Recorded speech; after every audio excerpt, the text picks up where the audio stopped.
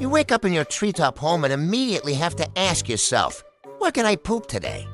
For sloths, this is a legitimate concern. They can only afford to take one dump per week.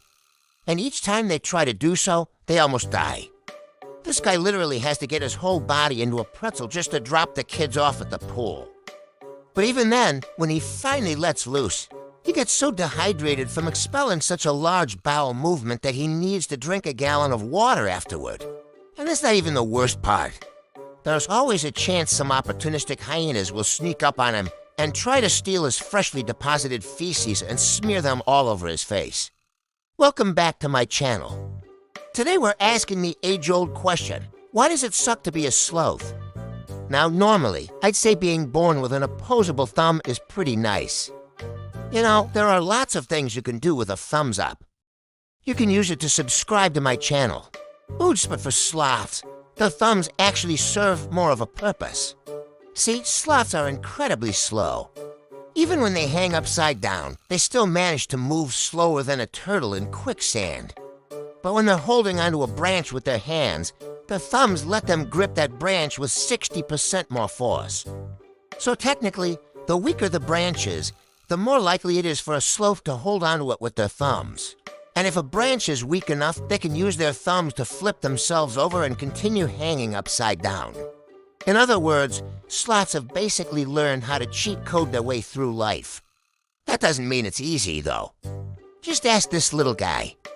So yeah, even with their special thumbs, sloths still often fall out of trees. And when they do, sometimes they don't land on soft grass or bushes or anything.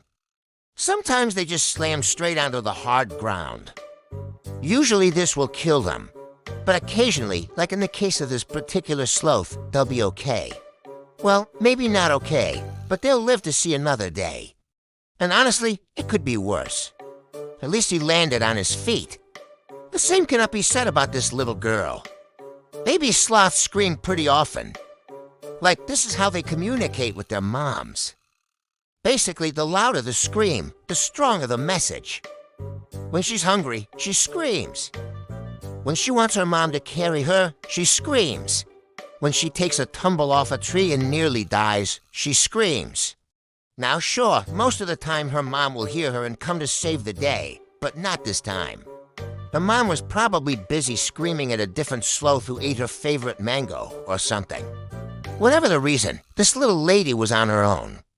And when you're a baby sloth, that means there's only one thing you can do. Grab onto whatever branch is closest to you and hope for the best. Was that a very mature decision? No. Does it matter? No, because this is the natural selection at work, baby. You gotta do what you gotta do. Also, it's kind of funny. Imagine if a human baby just started climbing around when it was first born.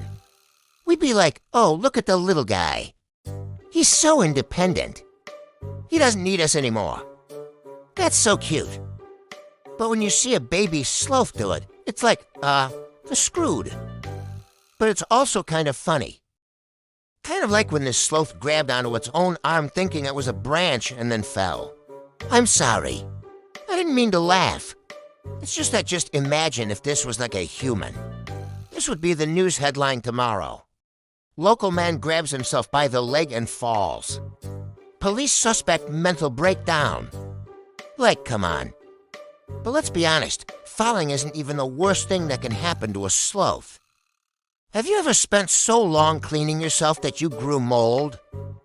Well, if you have, I have some good news for you. You're probably not a sloth. See, sloths get dirty. They roll around in the mud. They eat grubs off the ground. And they never clean themselves. Not because they don't want to, because they literally can't. Every single sloth is too lazy to clean itself. But it's especially bad for the two-toed sloth, because unlike their three-toed cousins, they have algae growing on their fur, which makes them even lazier because now they're always cold. So sloths essentially just lay around in the trees all day doing nothing. And they become the world's leading experts on how to be unproductive. Oh, that's going to be hard to beat out Tony from the Philippines. But here's the real reason why sloths suck. They move so slowly that sometimes they can't even grab food before it disappears. This leaf was just within reach, but our little friend here simply couldn't move his hand quick enough to grab it. But hey, maybe he's just not hungry. Maybe he's just chilling. Maybe he's just vibing. Well, no, this eagle is not vibing. It is actively hunting, and it is determined to catch this sloth for lunch. And although normally a sloth would be able to outrun an eagle, this guy is just as slow. Eagles usually target young, old, sick or injured sloths because catching a healthy adult sloth is a lot of effort for not a lot of reward. But this guy was just born unlucky. I guess it is sort of like if you were going to war and you got paired up with the weakest soldier in the entire platoon. I'm sorry, but I think you're going to have a rough day. Oh, and did I forget to mention? Sloths are colorblind. They can only see black, white, and gray. So this sloth will never appreciate the beauty of a rainbow. Wait, scratch that. Sloths can't even see a rainbow if it was right in front of their face. But that's not even the worst part. There are some people out there who will pay good money to go sloth spotting. That's right. People will drive to Costa Rica, trek through the rainforest, wait hours, climb trees and spot sloths in their natural habitat. But once they find one, the sloth can't even see them coming. Also, a lot of sloths get killed because humans mistake them for monkeys. And if you ask me, that's extra sus. Like, what do you think this guy's gonna do? Monkey around, throw his banana peels on the ground, scream at me to get out of his jungle gym? Come on, if you thought that was brutal, just wait until you hear about this one.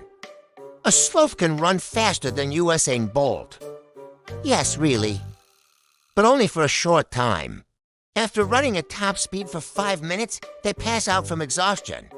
And in the meantime, their heart rate goes from 80 beats per minute to 130. Do you think Usain Bolt could keep up with that? I don't know. You have to ask him. I'm not his agent. But what I do know is that if you got Usain Bolt to run for 5 minutes straight, he'd probably cramp up and pass out, too. However, unlike a sloth, he wouldn't have to worry about getting eaten by an eagle while he's exhausted. So I'd say it's pretty fair. Sloths sleep 15 hours a day.